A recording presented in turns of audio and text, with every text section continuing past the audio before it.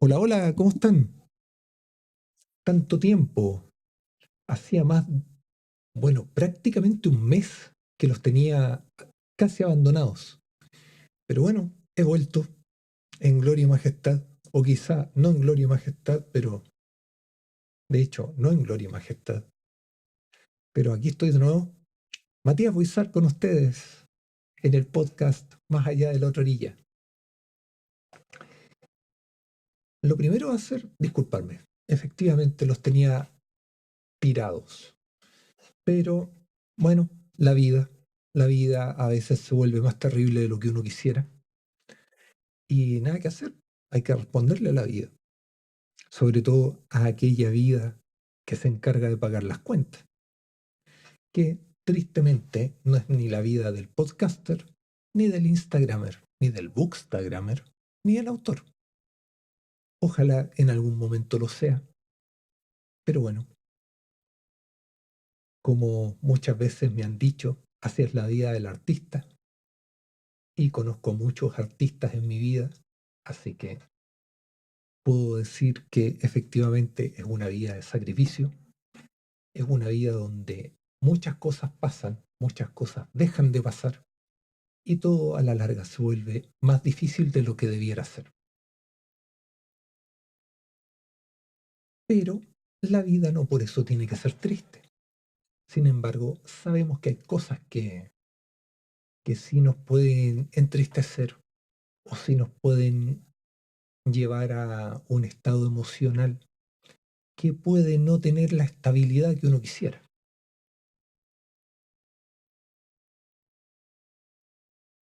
Y obviamente eso también es parte de la vida. La vida no es color de rosas como muchas novelas nos quieren hacer creer. Hay cosas que son muy difíciles, hay desafíos que enfrentar. Pero bueno, hay un chiste que es muy malo, en realidad es muy malo. Es de un tipo que está haciendo dedo en la carretera. Digamos, está parado en la carretera y está esperando que alguien lo lleve. Y se detiene un camión. Se sube, le da las gracias al conductor. Están cerca de media hora en un silencio sepulcral. Nadie dice nada. Y este tipo va y le dice al conductor, bueno, así es la cosa.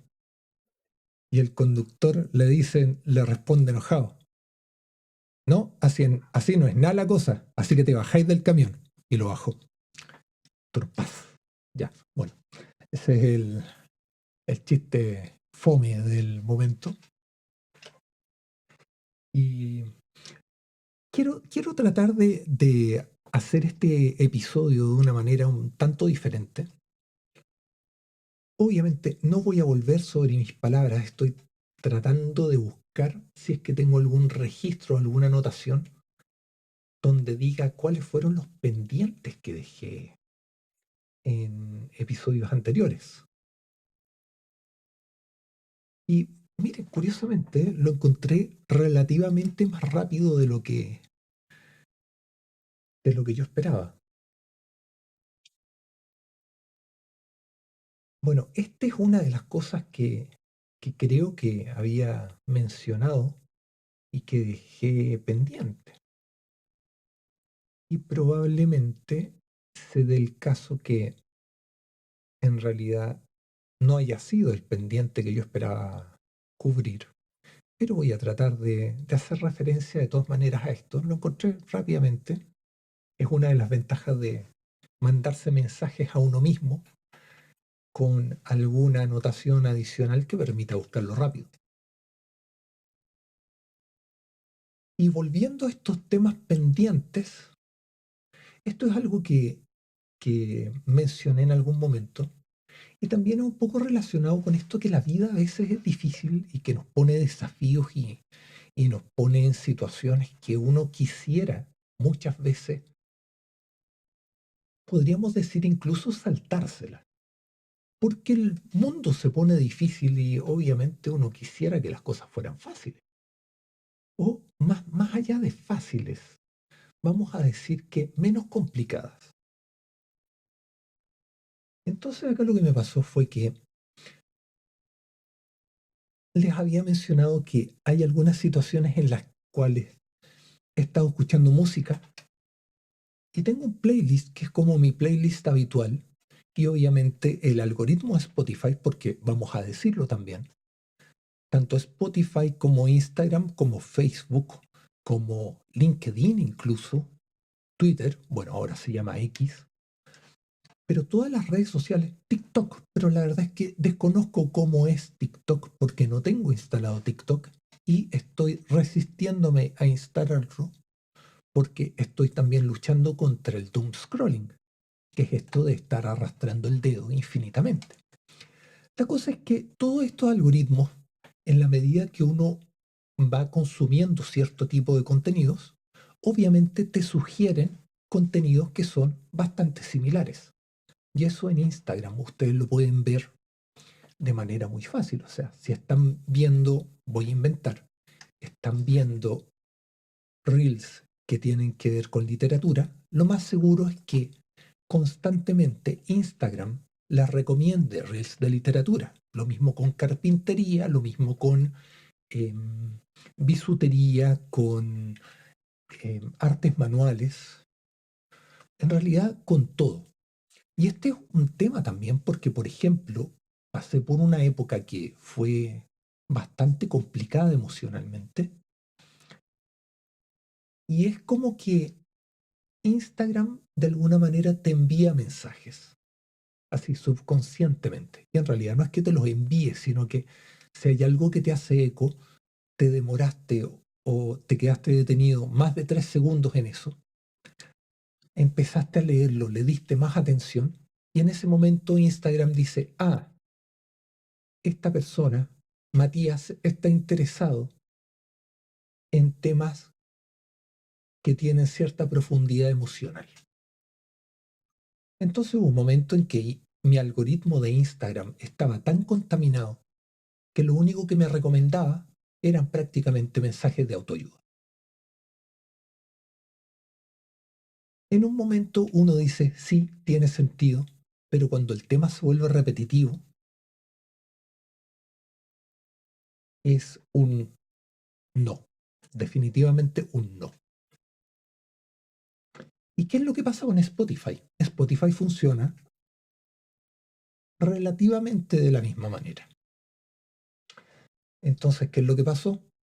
En mi lista de Spotify, obviamente, dentro de todo lo que yo escucho, que bordea desde la música clásica hasta el metal más extremo que se pueden imaginar,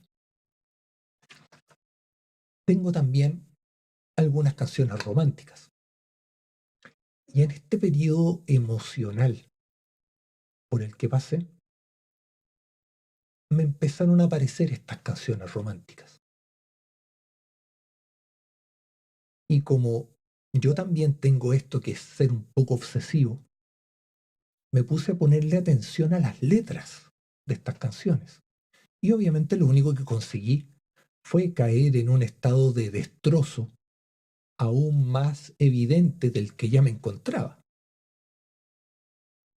Que, debo decirlo, no es razón para sentirse orgulloso, pero tampoco un motivo por el cual yo deba sentirme avergonzado. Uno tiene derecho a sentir. Y también voy a ir a eso porque también lo tengo anotado.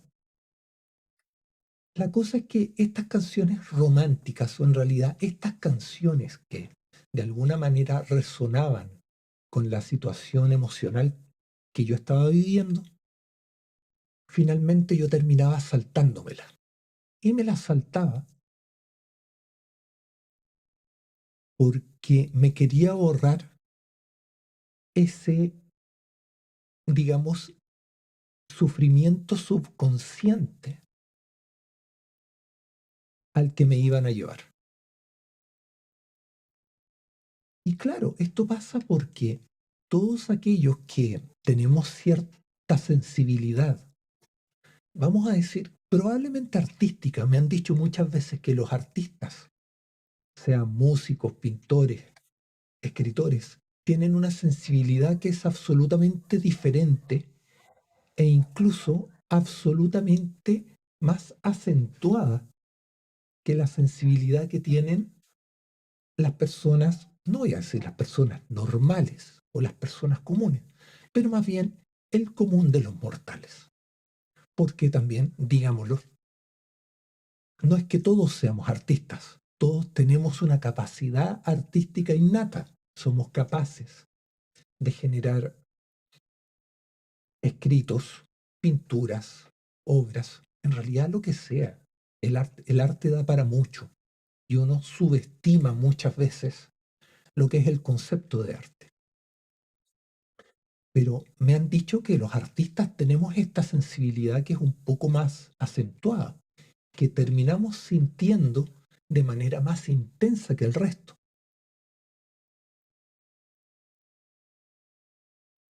Entonces, ¿qué es lo que termina pasando? Si uno le pone atención a la letra de las canciones, típicamente van a doler de una manera diferente. Si es que hay un dolor implícito. Lo mismo, si es una canción alegre, lo más seguro es que la canción logre tocarte muy hondo y termines alegrándote. Pero curiosamente, los sentimientos que son más bien de tristeza o de dolor siempre son mucho más intensos. Y una cosa que es bastante común también es que muchas de las obras son escritas desde el dolor, desde un sentimiento de pérdida, de desilusión, de desamor, de tristeza. Si uno empieza a analizar cuál es el historial, por ejemplo, el historial de escritos que tiene, digamos, Dostoyevsky o Alejandra Pizarnik. Bueno, Pizarnik es un caso totalmente aparte, o sea, es, ya me van a perdonar aquellos que sean lectores acérrimos de Pizarnik, pero es casi la Laura Pausini de las poetas.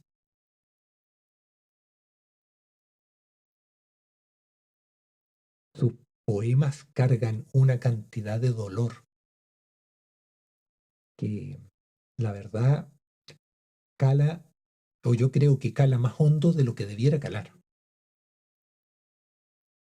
Entonces, este era un tema que claramente yo dejé registrado acá en mis anotaciones, porque es uno de aquellos pendientes que no logré elaborar, porque me terminé desviando del tema de una manera galáctica como normalmente sucede. Y acá bueno, otra de mis anotaciones apunta claramente a esto de la sensibilidad de los artistas, que va a sonar feo, pero ¿qué culpa tenemos en general, aquellos que sentimos un poco más profundo que el resto, de que el resto no se atreva a sentir? O, dicho de una manera bastante menos elegante y mucho más coloquial, ¿qué culpa tenemos aquellos que sentimos de manera intensa que el resto sea unos tibios de mierda que no se atreven a sentir? Es malo sentir. A uno le dicen, es que eres muy intenso o eres muy intensa, o es que le das demasiada importancia a las cosas, o que te tomas las cosas demasiado a pecho. Y eso es malo. ¿Hasta dónde es malo? ¿Cuál es esa delgada línea que hace que un tercero juzgue a otro por la manera en que se enfrenta a todo el resto de las cosas?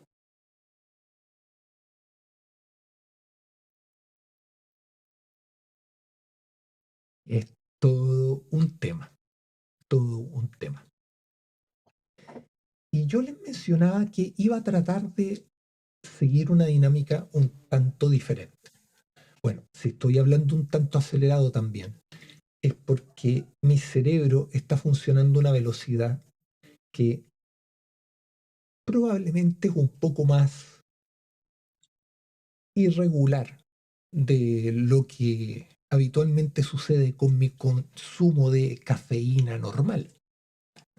Digamos que la ingesta de cafeína, yo termino convirtiendo la cafeína en poemas, en capítulos de mi libro, bueno, en realidad en correcciones para, para los capítulos de mi libro, porque estoy en una fase de corrección. De hecho, debo confesarlo también, que me siento un poco huérfano de mentoría, porque la mentoría de alguna manera me obligaba a seguir una disciplina que en este momento sí necesitaba esa pausa.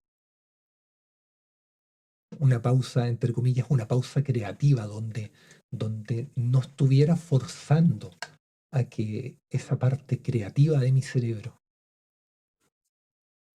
estuviera en una actividad tan intensa como lo estuvo cuando estuve en las sesiones de mentoría narrativa con Liz.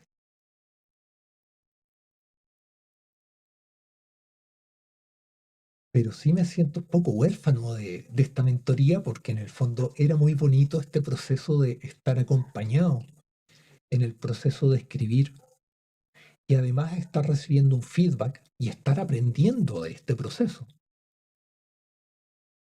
O sea, ya lo mencioné muchas veces, que la mentoría me dio herramientas, me dio la comprensión de todas las herramientas de lenguaje que tenía a mi disposición para poder escribir bien. Yo aprendí a escribir de nuevo, así de simple. Aprendí a escribir de nuevo.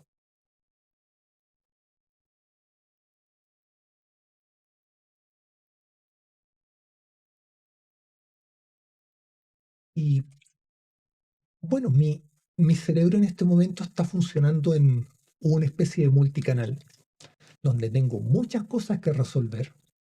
En todas debo decir que estoy atrasado de alguna manera, ¿ya? Y en todas, o sea, yo voy a ir mencionándolas y voy a ir diciéndoles de qué manera estoy atrasado.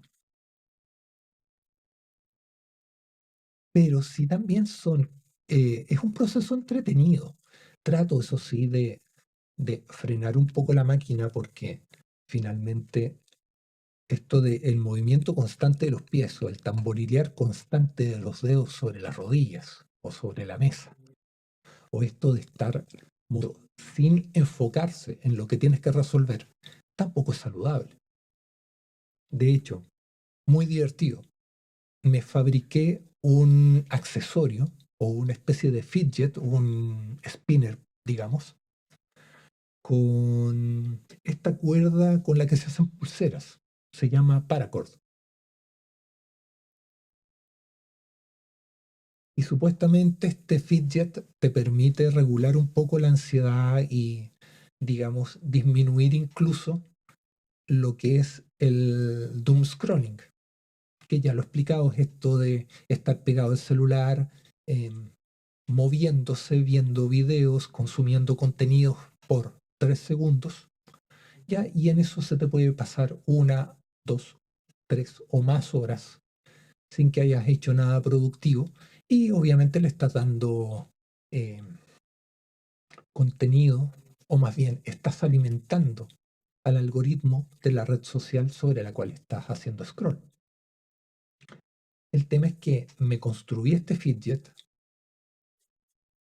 precisamente para tratar de evitar hacer doom scrolling y sin embargo aprendí a utilizar el fidget mientras estoy haciendo doom scrolling.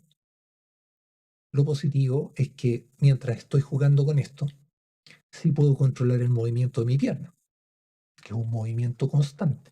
Así que sí, es una ganancia parcial, pero como también mencioné, fracasamos exitosamente en el objetivo inicial. Cosas que han pasado. Ah, mira, acá tengo otro tema, lo acabo de encontrar también en mis anotaciones. bueno, en algún otro momento me referí a la diferencia de astronomía versus astrología. Y también fue un tema que se me desvió y se me perdió en el camino. Bueno, astronomía es derechamente la parte científica del estudio y observación de los astros y objetos celestiales. Le hace planetas, satélites, asteroides, estrellas, galaxias, hoyos negros, etcétera. Científico, es decir, hay ciencia detrás. Tienes mapas astronómicos, tienes elementos de ciencia dura, matemática, física, química también, electrónica. Estamos pensando también, radiotelescopios logran determinar la composición química de la atmósfera de un planeta basado en el tipo de ondas que se reciben. Entonces, estamos hablando de ciencia dura, astronomía, ciencia dura. Y por otro lado, tenemos la astrología. En algún momento de la historia, astronomía y astrología se consideraban sinónimos, eran lo mismo o buscaban ser lo mismo. Sin embargo, la astrología no es un estudio netamente científico, tiene una base de observación, probablemente ciertos patrones que se cumplen, ciertas cosas que sucedían en el cielo, estación por estación. Le hace cuáles eran las estrellas que eran visibles o más visibles en determinadas épocas del año. Pero la astrología tiene que ver con este tema de los horóscopos. Entonces, si hablamos de astrología, podemos hablar de los 12 signos zodiacales, o incluso del horóscopo chino, o de eh, Mercurio retrógrado, cómo te afecta en la personalidad, las cosas que van a suceder, cómo podría eventualmente presentársete el futuro por un tema simplemente de cómo los astros en teoría lo están escribiendo o están escribiendo tu destino. Creer en esto no está mal, pero digamos que siendo yo un autor que viene con una base científica que es bastante importante, podríamos decir. Tengo una formación en ciencias duras, sobre todo en matemática y física. Entonces, soy, trato digamos, pensar en las cosas de una manera un tanto más empírica y buscar que sea uno quien escribe el destino, no que las estrellas lo tengan escrito antes que uno lo viva. Uno puede modificar su destino, para bien o para mal, y supuestamente uno aprende en este proceso, también para bien o para mal. O sea, digamos que el aprendizaje muchas veces no está exento de dolor. Y esa es la diferencia entre astronomía y astrología. Ahora, cosas curiosas, y ahí es donde uno empieza de repente a dudar de esta visión tan excesivamente racional. A veces uno se enfrenta a estos horóscopos o a estas, por ejemplo, a estas tiradas de tarot que a veces, que a veces aparecen también en redes sociales o en estos análisis de la carta astral. Y uno empieza a darse cuenta que muchos aspectos, e incluso muchos aspectos probablemente de las cosas que uno está viviendo cotidianamente, se ajustan demasiado a lo que dice un horóscopo.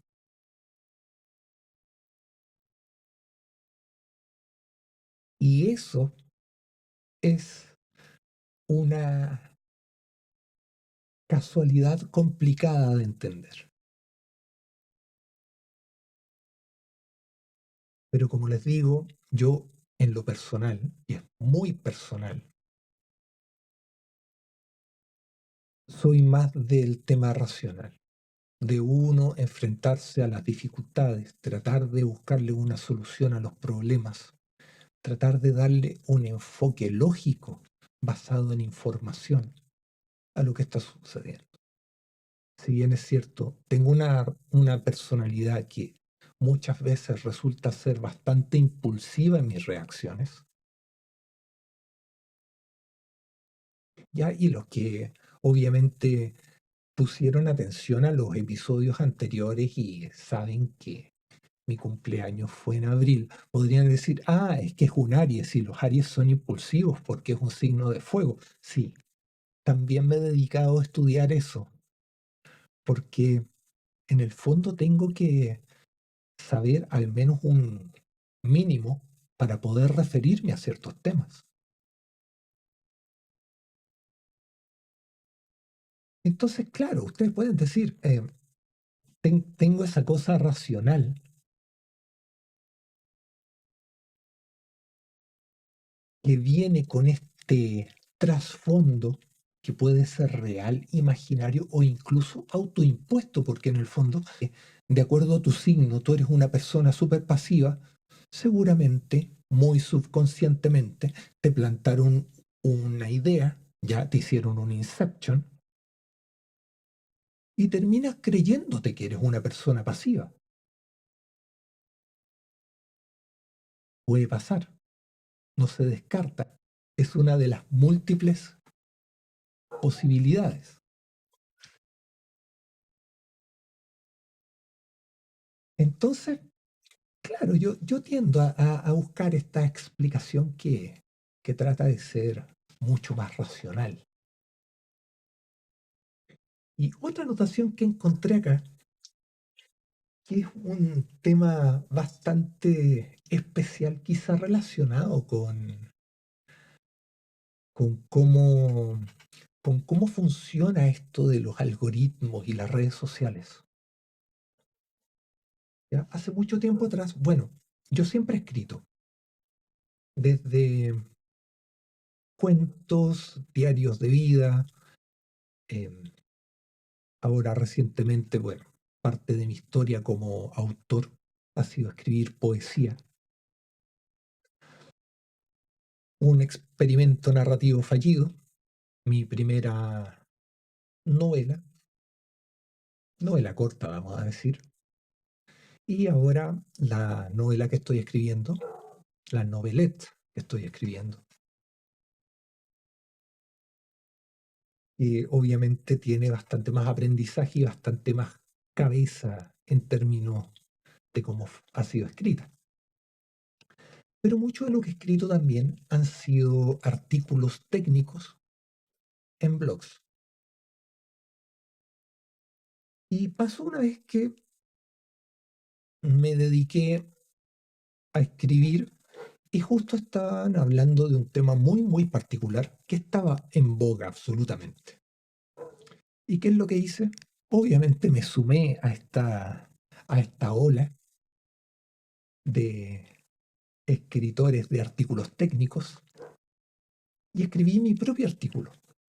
Y traté de ponerle ejemplos y traté de ir un poco más allá y buscar hacer algo que no fuera el ejemplo típico leído más de 20 veces, porque todos quienes escribían del tema escribían exactamente lo mismo.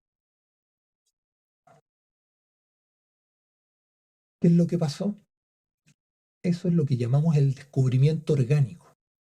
Yo no le hice gran publicidad a esto. Si bien es cierto, sí tengo participación en un grupo no es publicación, sino que más bien, digamos, de difusión de artículos técnicos que tienen obviamente una audiencia muchísimo más grande que la audiencia que puedo tener yo como escritor eh, individual. Y esto, ¿qué es lo que resultó de este artículo? Fue una bola de nieve, literalmente. O sea, pasó que hubo dos momentos en la historia de ese blog técnico, y de hecho lo tengo bastante abandonado, debo decir, y tengo por lo menos 3 artículos pendientes que escribir dentro de mi larga lista de pendientes. ¿Y qué es lo que sucedió? Pasaron dos cosas. Una que, dado que el tema era un tema candente en ese momento, en términos de tecnología,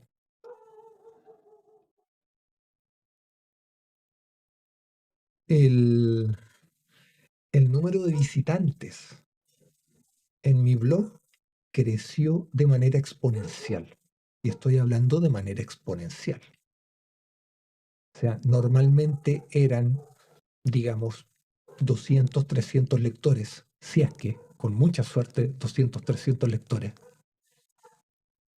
Porque también trato de escribir de temas que son de interés para la comunidad técnica. Acá la cantidad de visitas se disparó a 3.000 y subiendo.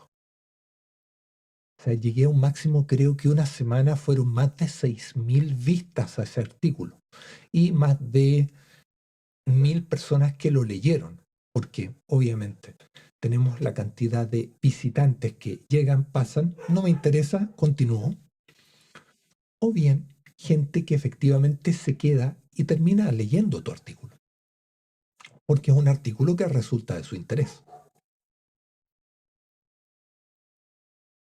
Pero además tenemos el tema que es orgánico.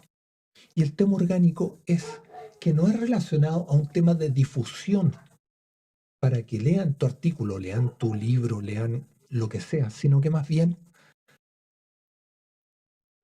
lo encuentran. ¿Y qué es lo que terminó pasando acá? Es que muchos lectores encontraron el artículo de manera orgánica. Es decir, vieron el, vieron el tema, o más bien, vieron como una búsqueda, por ejemplo, una búsqueda en Google con ciertas palabras claves, llevaban este artículo. Entonces, ese es el descubrimiento orgánico. ¿Cómo podríamos hacer el paralelo? Porque sabemos que un autor anónimo, por ejemplo, Matías Boisard, hola, aquí estoy, que, ok, he ganado cierto, eh, más bien, gané un concurso de cuentos, he salido seleccionado finalista en varios concursos literarios, tanto de cuentos como de poesía, y salí seleccionado como destacado, como autor destacado, también en otra convocatoria. Pero sigo siendo un autor anónimo, sigo siendo un autor que para efectos reales no conoce a nadie. O más bien, tengo una audiencia que es bastante reducida. Ya, no, digamos, fuera de algunos cuentos o algunos poemas que otros autores puedan haber encontrado en estas antologías, incluso dentro de las mismas antologías que ellos han participado, y fuera de algunos lectores o parte de esos seguidores en Instagram que han leído los poemas que he publicado como reel. Tampoco es que tenga una audiencia demasiado grande. O sea, para efectos prácticos, soy un autor desconocido. Entonces, ¿cómo llevamos esto de el descubrimiento orgánico a la literatura, a una publicación que es básicamente eh, un libro de un autor que no conoce nadie y que vamos a obviar todo lo que son los procesos de publicidad? Es decir, acá vamos a apelar solamente al descubrimiento orgánico. El artículo existe en Internet, el libro existe en una librería. ¿Qué hace que nosotros como lectores, ya no como autores, no estoy pensando en mí como un autor, sino que estoy pensando como un lector? ¿Qué es lo que hace que yo como autor, más bien, yo como lector, esté en una librería y diga, ¿sabes qué? Voy a comprar este libro. Y ahí entra el descubrimiento orgánico. ¿Por qué? Porque probablemente ese libro se ajusta a alguna temática que te interesa. Probablemente la portada te resulta atractiva, al igual que el título. En algunos casos bastante particulares, incluso el nombre de los autores puede que te llame la... A mí un amigo me dijo, oye, Matías Boissard es buen nombre de autor. Bueno, yo le dije gracias, pero en realidad nunca lo seleccioné, nunca pensé en ese seudónimo con miras a que fuera un buen nombre, entre comillas, sino que simplemente me sonaba como un nombre de autor. Y si les contara la historia también tiene un poco de anécdota, ¿ya? Y esa sí me la voy a guardar para otro episodio. De hecho, lo voy a anotar al tiro antes que se me olvide, porque si no... Así que el descubrimiento orgánico de un libro, a veces, claro, a uno, bueno, y están las portadas y las contraportadas, que ya dije, la portada te puede resultar atractiva porque tiene una imagen que te llama la atención. Y por otro lado, la contraportada puede tener también una imagen y puede tener este pequeño resumen que en el fondo te tienta, te llama la atención lo suficiente como para que tú puedas decir, ¿sabes qué? Quiero leer este libro, me llama la atención, escribieron esto de una manera que me resulta lo suficientemente atractiva como para que yo quiera leer el libro. Y ese es otro tipo de arte. Es decir, llegar a condensar el contenido de un libro sin spoilers, lo primero, sin spoilers, tratando de referirse a aquellos puntos que realmente definir la trama de la historia. Y de paso, convencerte como lector que, hey, tienes que leer este libro. Es un libro que es interesante, tiene este gancho. Eso es descubrimiento orgánico, absolutamente. ¿Cómo te enfrentas a eso sin ningún tipo de recomendación, sin ningún tipo de referencia? Ya, ahora, claro, tenemos estos autores conocidos. Ya vamos a hablar, por ejemplo, Stephen King, que sigue escribiendo, que tiene infinitas novelas que pueden ser o no ser de nuestro agrado, que pueden tener un estilo o un género que puede o no puede gustarnos. Y sin embargo, siempre o casi siempre en las librerías más grandes vas a encontrar un, un tríptico o una imagen tamaño gigante que dice Stephen King y publicita su último libro. Y ese tema también es un tema de, obviamente yo no espero, o sea, me encantaría, pero yo no espero que al paso de un mes mi nombre apareciera destacado en una librería como el de Stephen King.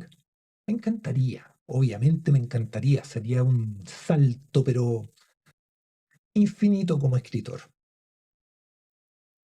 Sin embargo, también puede ser dispararse en los pies, porque exigiría que yo me tuviera que dedicar de una manera quizá un poco más seria al tema de la escritura. Y eso, en este preciso momento, es un lujo que no me puedo dar.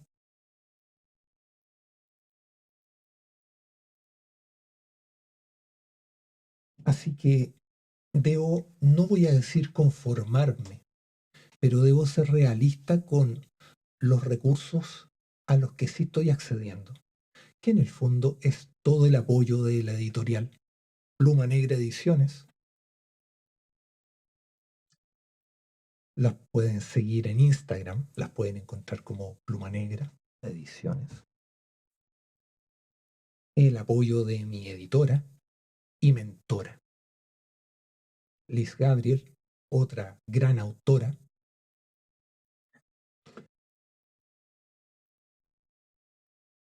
La publicidad que viene implícita en el hecho de escribir un libro con ellas, que en el fondo hay un trabajo de promoción y difusión, que es un trabajo importante, no es un trabajo que tengamos que pasar por alto, que decir, oye, esto en realidad no me está sumando. En realidad, en este caso, para el caso de, o sea, digamos, pensando en un autor que es desconocido, en alguien que recién se aventura en la escritura de manera formal, todo suma, todo suma. Un seguidor adicional en Instagram, alguien que comparte un reel, alguien que le da like a una publicación, alguien que te deja un comentario. Todo eso suma, todo eso significa que hay alguien que está interesado, o al menos está tratando de ser, no voy a decir empático, porque esa no es la palabra adecuada, pero alguien que está tratando de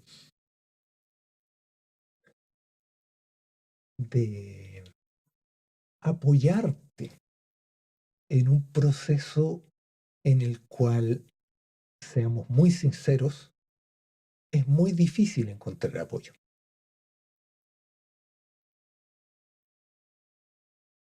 Así que en este caso, o sea, cuando yo termine y ya sea publicado mi libro, mi novelette, Tu mano sobre la mía,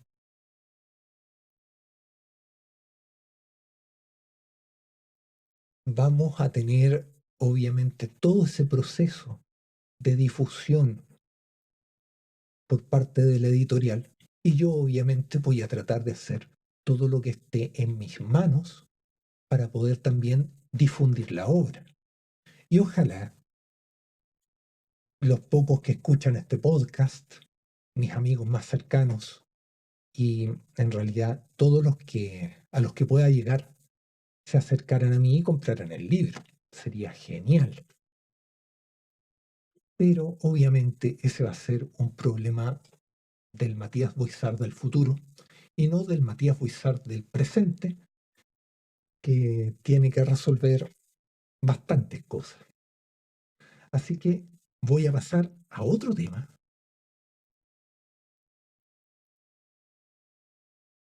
y este otro tema es un poco el típico, el life update. ¿Qué es lo que ha pasado? Ya les dije que había sido un periodo bastante complicado, o sea, estamos hablando de casi 4 semanas en las cuales yo no había subido ningún episodio del podcast, pero eso es otra historia, es un tema bastante personal que me encantaría se resolviera de buena manera. Pero sí, este tema me ha tenido una tensión física y emocional. Ya, y acá hago mención a las dos cosas, porque si bien es cierto, es un tema que emocionalmente me tiene bastante preocupado, es un tema que termina reflejándose en el aspecto físico. Es decir, eh, cansancio, mal dormir, eh, me salieron granitos en la cara. A mí no me salían granitos en la cara. Y eso es por un tema de que me bajaron las defensas, em, que estoy tenso. Bueno, hay mil elementos, o sea, es una suma de cosas que finalmente a uno le dicen, hey, ¿sabes qué? Para la máquina, toma conciencia de lo que está pasando y, y enfrenta las cosas de otra manera. Y eso cuesta, porque es muy fácil decir o decirle a un amigo, a un colega, oye, las cosas van a mejorar.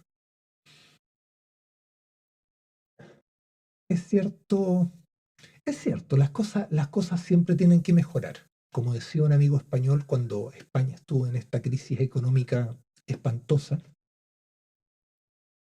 llegaron tan abajo, que de ahí lo único que quedaba era subir. Obviamente, no tenemos que esperar estar tan abajo para subir, pero sí podemos contar en que las cosas no se mantienen mal por la eternidad. Las cosas mejoran. Cuesta, pero mejoran. Todas las cosas se terminan resolviendo, bien o mal, pero se terminan resolviendo. El ideal es que se resuelvan bien. Estamos clarísimos con eso. Pero muchas veces hay cosas que no están en nuestras manos y ahí solo queda confiar en que los que terminen tomando las decisiones o en los que terminen resolviendo, resuelvan a conciencia y de buena manera. Porque o si no, tiene que ser uno el que tiene que luchar por eso. Y esas luchas son desgastadoras. Y a veces las contrapartes no saben el monstruo que pueden haber despertado. Y eso, en algunos casos, no es bonito. Pero hay que tratar de ser ese monstruo que no es igual al que uno está luchando contra.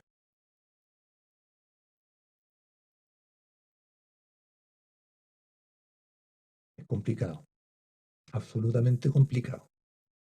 Pero esa es una de las cosas que volvieron todas las convocatorias. Sí, sí, les conté eso, que se me habían resuelto todas las convocatorias a las que había participado y que había decidido dejar de participar en convocatorias.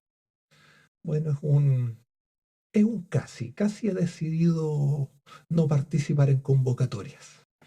Ya sí, sí envié unos cuentos cortos a una convocatoria para ver qué es lo que sucede.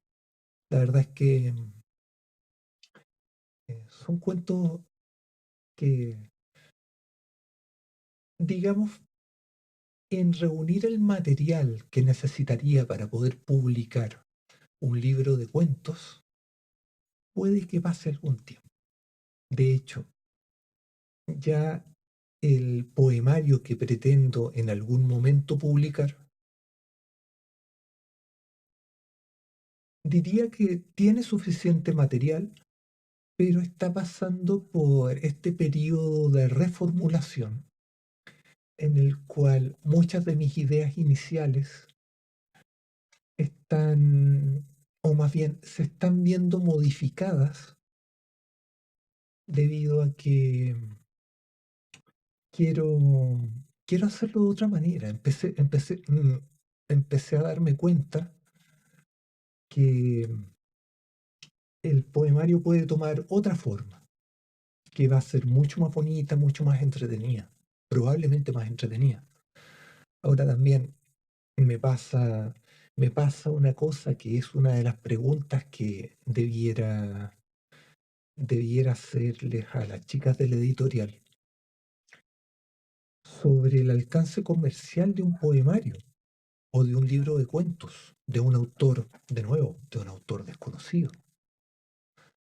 Porque si bien es cierto, yo puedo tener muchos poemas, ya si saco la cuenta, yo creo que estoy bordeando los 100 ya fácil. Pero, qué es lo que hace que los autores eh, sean reconocidos con un poemario o un libro de cuentos? Y de aquí a que yo logre escribir al menos 25 cuentos, que es, digamos, el número de cuentos promedio que tiene una antología, puede que pase mucho tiempo. Entonces, eso me lleva a evaluar un poco de, eh, busco publicarme a través de otras convocatorias, a pesar de todos estos alcances a los que ya me he referido anteriormente, o sigo, o sigo acumulando material y busco el momento preciso, que debo decirlo también. El momento preciso es siempre y es nunca al mismo tiempo, que se termina convirtiendo en una discusión filosófica, porque ¿cuándo es siempre y cuándo es nunca? Y acá entramos también en uno de los temas que conversamos con Liz en la última sesión de mentoría, que finalmente uno jamás está conforme con lo que uno escribe. Entonces uno no tiene que buscar la perfección, sino que tiene que buscar la coherencia. Son varias cosas ahí. Y relacionado con esto, me llegaron las maquetas de algunos libros de Aquía, de estas convocatorias en las que he participado. Y acá lo voy a decir derechamente. El gran perdedor en cuanto a la naturaleza del trabajo que realizan es Factor Literario. Factor Literario, ya lo dijimos, es una editorial que funciona, yo diría que funciona y se financia en base a lo que son las convocatorias, digamos, del orden de 6 convocatorias diferentes todos los meses.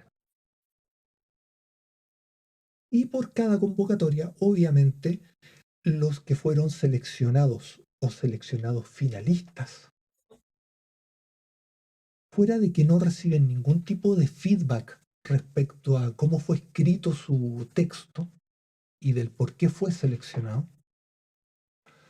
tienen que pagar una cuota. ¿Por qué? Porque funcionan en el modo coedición. Y el modo coedición ya lo he explicado infinitas veces. Ya, ok, no infinitas veces, un número finito de veces, pero pueden buscarlo en los episodios anteriores del podcast, Desmitificando Convocatorias, que ahí lo trato de explicar, pero también di un par de explicaciones en un par de episodios posteriores.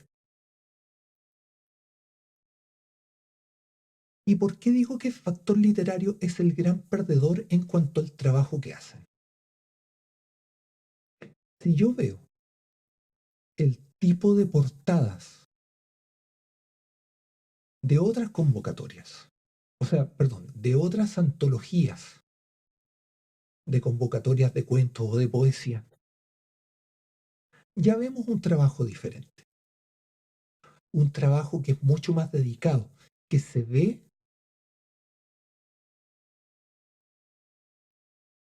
más profesional incluso. En cuanto a la maquetación propiamente tal, recibí uno, del, uno de las antologías en las que, o sea, de las convocatorias en las que participé, una antología de cuentos. El cuento empieza en verso, es decir, empieza en la página impar. Si tienes que dejar una página par vacía, la dejan vacía. Eso habla muchísimo del trabajo de maquetación de un libro. Muchísimo. Y es una cosa que es muy simple. Es generas un borrador, ves dónde están empezando los cuentos y pones un quiebre de línea. No es más que eso. Peor de los casos, tienes que evitar las líneas huérfanas o las palabras huérfanas, ya tienes que evitar los caminos, pero hay muchas cosas que no requieren tanto esfuerzo.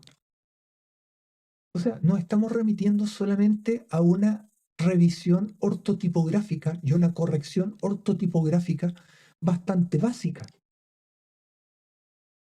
Y si me refiero al tipo de correcciones que yo tuve que enviar respecto a la primera maqueta que recibí de Factor Literario, también es una revisión que ni siquiera fue exhaustiva, sino que me cambiaron un par de palabras porque probablemente el corrector de texto les sugirió que la redacción debía ser de otra manera, no porque el contexto de, del párrafo o las frases que estaban alrededor dijera que tuviera que ser de esa forma.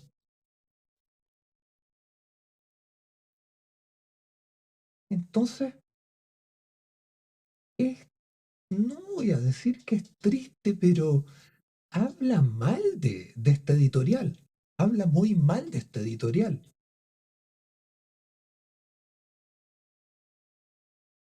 Por otro lado, también he visto varios llamados a convocatoria y he visto de los dos sabores. He visto del sabor que uno dice, "Mm, me gusta la transparencia con la que están enfocando esto, porque el llamado, la invitación a participar en esta convocatoria, te señala expresamente que hay un costo asociado. Pero también he visto llamados a convocatorias donde no se habla de ningún costo. Y obviamente, con la experiencia de haber participado en más de una, sabemos que hay un costo por aparecer publicado en un libro que ha sido impreso de manera física y distribuido a través de, no sé si librerías, pero al menos plataformas digitales, lo que sea. Entonces, ¿nos llevamos la sorpresa? ¿Somos así de deshonestos, por decirlo de alguna manera? ¿O de poco transparentes? No, no vamos a hablar de deshonestidad, sino que vamos a hablar de poca transparencia. Porque también lo dije, es un modelo de negocio y es un modelo válido.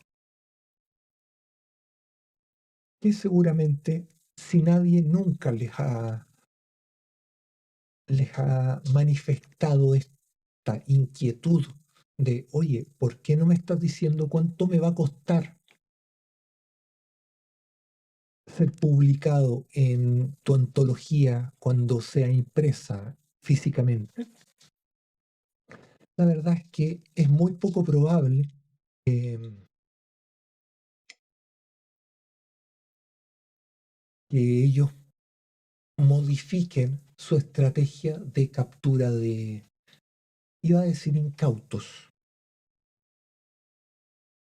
pero voy a decir participantes, porque también fui incauto en algún momento.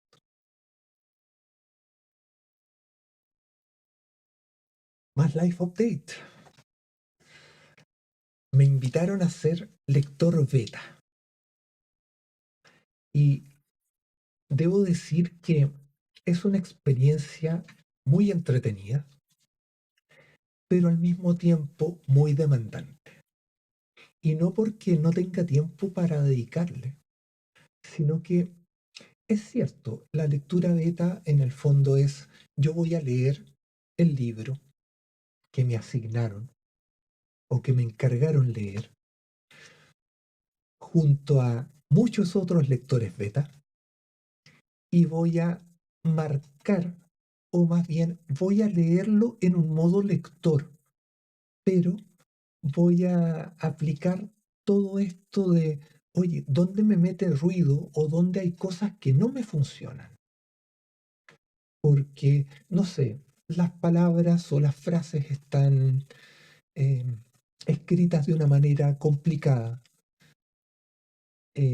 Hay ideas que podrían perderse o cosas que no están claras o cosas que son redundantes, ideas que simplemente no se encuadran con lo que uno está leyendo porque en el fondo es un proceso, casi es un proceso de, de sazonar la sopa. ¿Ya? No, le falta un poco de sal. No, ¿sabes qué? Quizá hay que echarle algún, alguna especie adicional o quizá hay que, o sea, cuando es sopa en realidad no hay mucho que hacer para sacar cosas, ¿ya? Podríamos echarle más agua, pero va a quedar aguada. Entonces, pero uno sigue agregando cosas. Pero bueno, el tema es que es como cuando uno está cocinando, de repente, oye, te pueden sobrar ingredientes o te pueden faltar ingredientes. Ya es una cocina que te permitiría imaginariamente poder hacer este ajuste que fuera hacia los dos lados. Poner ingredientes o sacar ingredientes para hacer que obviamente el plato quede genial. O quizá no genial, ya de nuevo, volviendo a esto que me dijo Liz, que uno no apunta a la perfección, uno apunta a la coherencia y a la honestidad en la voz del autor. Bien, uno busca no sonar artificial, uno no quiere sonar como el texto generado por ChatGPT. No, uno quiere sonar auténtico, la autenticidad. Entonces, este proceso ha sido bastante entretenido, pero como toda mi lista de pendientes, estoy atrasado. ¿Ya? De hecho, estoy por lo bajo medio libro atrasado. Y debiera acelerar un poco el paso en mi participación como lector beta, porque obviamente una es que no me quiero perder el resto del libro. Y lo segundo es que es un compromiso que adquirí con la autora.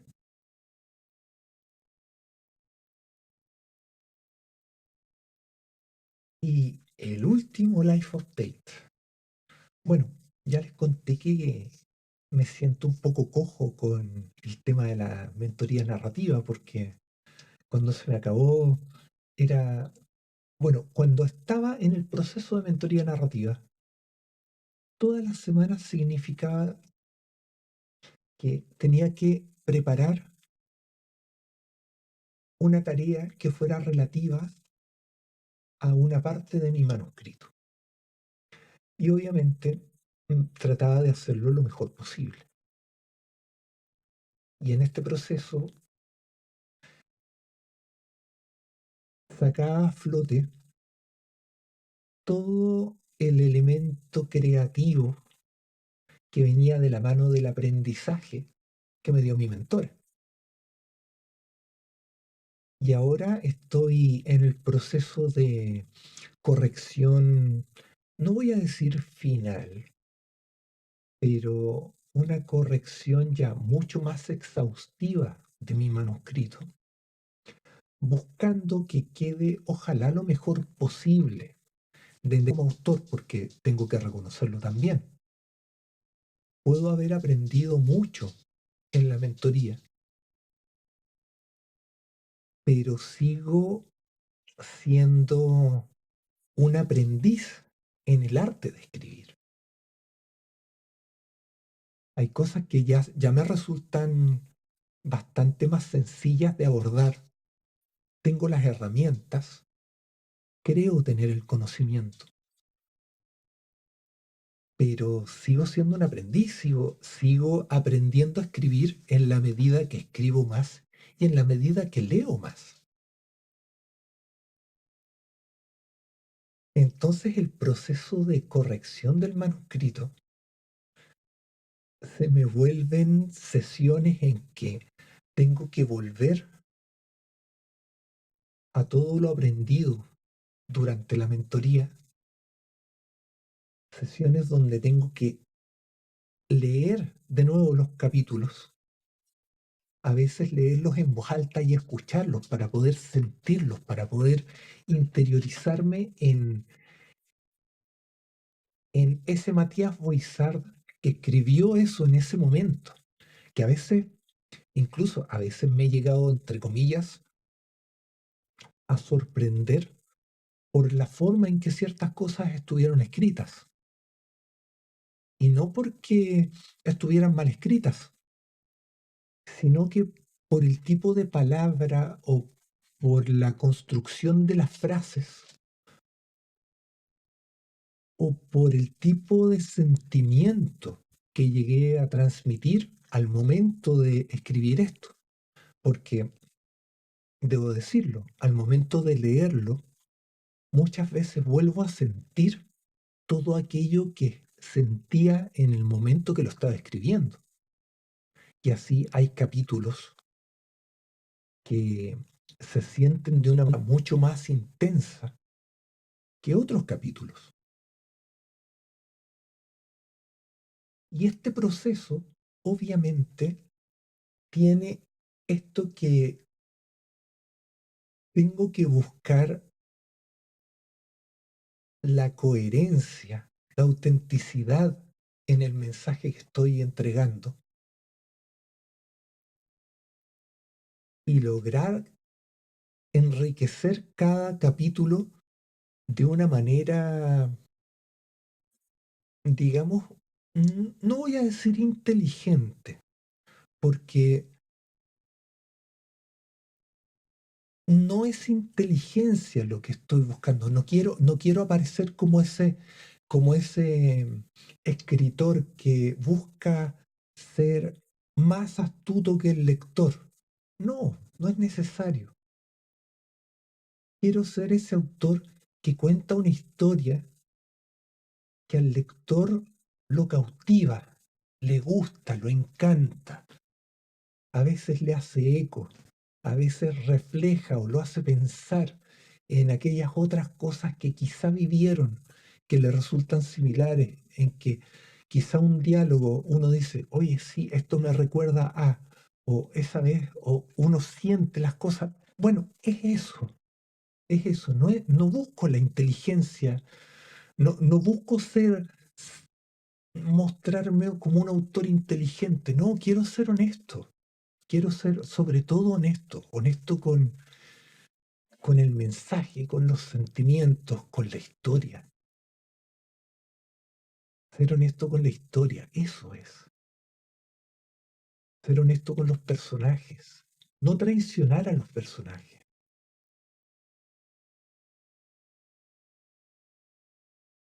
Y eso se ha vuelto un proceso entretenido, pero al mismo tiempo no es desgastador, pero cuando uno está en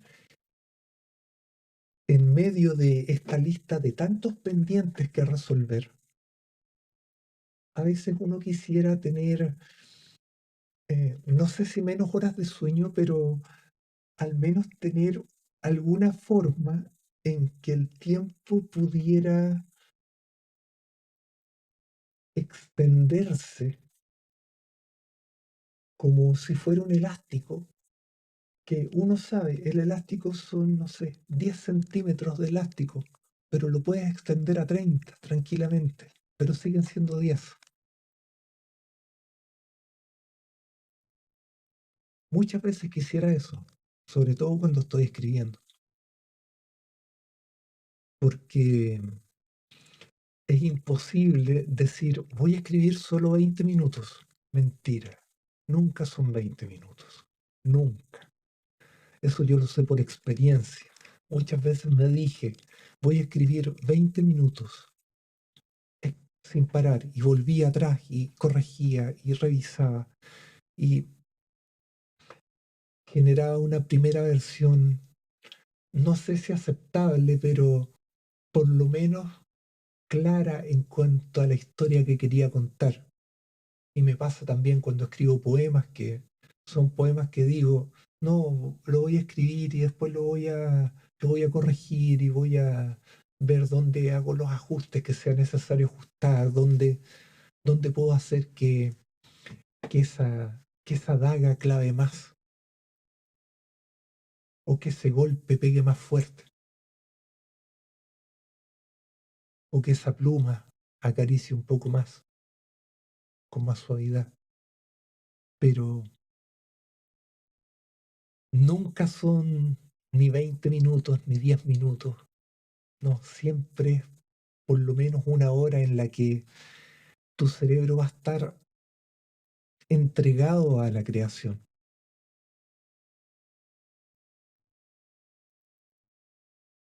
Y bueno, chicos y chicas, creo que ya me di vuelta por todos los temas, o casi todos los temas pendientes y no pendientes. Les he contado un poco qué ha sido de estas semanas en las que no nos habíamos escuchado y no había tenido el honor de contar con vuestros oídos que me regalan estos minutos, estos valiosos minutos de su vida para escuchar a este autor contarles un poco de qué es lo que está pasando en su vida. Así que eso pues, espero nos escuchemos pronto, no sé qué tan pronto, espero que sea más pronto de lo que ha sucedido este episodio.